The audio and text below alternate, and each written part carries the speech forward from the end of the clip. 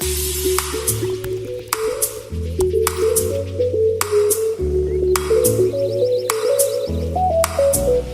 guys! Welcome back sa ating series na Basic Web Development. So this is episode 3 and for today we are going to learn how to link HTML files. So ako muna yung magtuturo. This is SDPT Eren. Wala kasi si SDPT Carmela for now. Busy siya. So ako muna yung magtuturo. And this is the last episode for HTML. So yung next episode, HTML and CSS na. Okay, so back to the topic. How to link HTML files. So, yung linking kasi na HTML files, yan yung website navigation. So, ano yung website navigation? Ang website navigation, it is the ability to navigate through different parts of your website. So, sa Facebook kasi, di ba may home, may profile yung user, meron ding settings. So, yun yung website navigation. Maraming page, tas pwede ka mag-navigate doon. Pwede ka din mag-search. So, maraming part yung website. So, yun yung ability na puntahan natin isa-isa yun.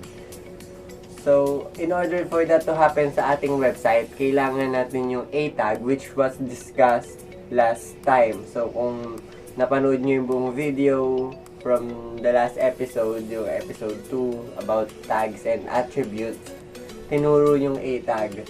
So, ang A tag, meron niya href attribute na kumukuha ng link or basta external link or internal link na pwede niyang buksan. So, it is used to navigate through the HTML of your website. So, pwede siyang bigyan ng .html file sa loob and then pwede niyang puntahan yung file na yun. And then lastly, it can also be used to link an external website. So, yung last time nga na example, pagka pinindot mo yung nakasulat dun sa loob ng A tag, mapupunta ka sa Facebook.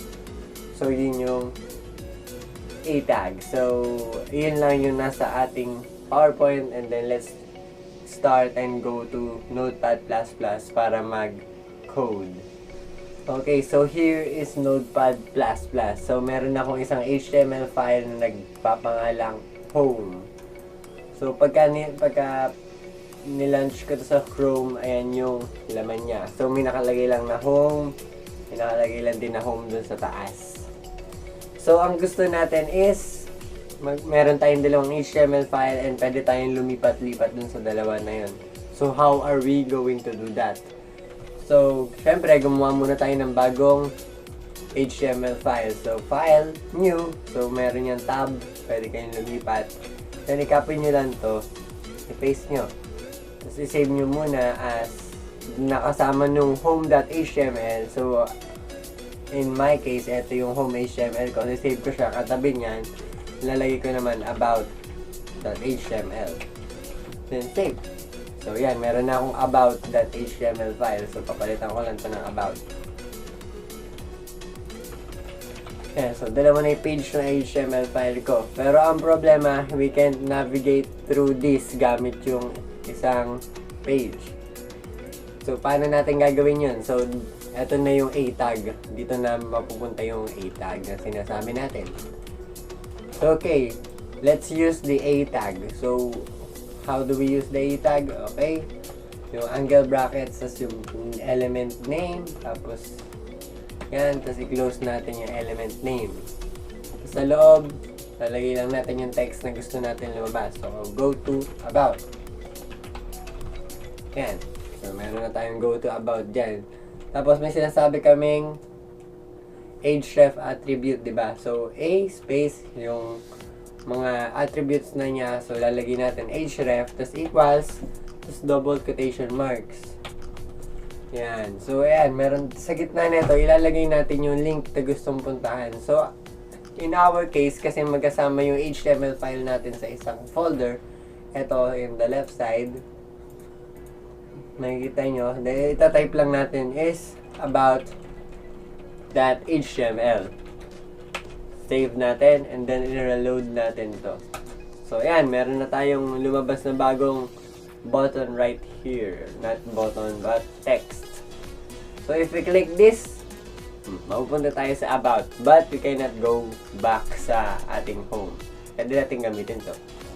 Pero hindi tayo maka-go back gamit yung page na yan. So, let's go to about. So, i-copy muna natin to. Tapos punta tayo dito sa may about.html. And then, i-paste natin to. And then, just put vice versa, home.html naman. Go to home. So, ganun lang kadali mag-navigate through our website. So, uli natin to sa Chrome. So, meron tayong bagong text, which is go to home. If we click this, pupunta tayo sa home. Pag kakalinig natin, pupunta tayo sa about. Kakalinig natin to, pupunta tayo sa home, about. Home, about, home, about, home, about.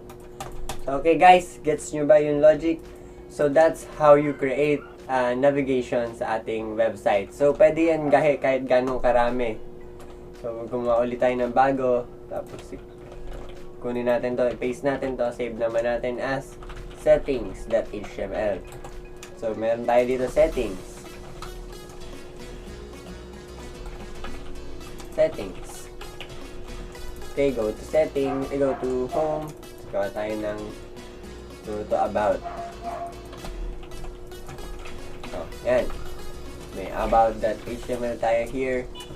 Tapos, kailangan natin ng go to settings. age. Sa iba naman, so pumunta ako sa about.html, ahref equals to settings.html. Go to settings. Yan. Dito naman, kabila. And then, go to settings. Okay, so kompleto na yung website natin. So, mananavigate na natin siya buong buo. Pag pumunta ako about, pwede ako pumunta ng settings, pwede ako pumunta ng home. Kaya pumunta akong settings, pwede akong pumunta ng home, pwede akong pumunta ng about. So, okay, gets nyo na ba guys yung logic? So, good. So, this is all for the tutorial for today. And I will see you in the next video. Goodbye.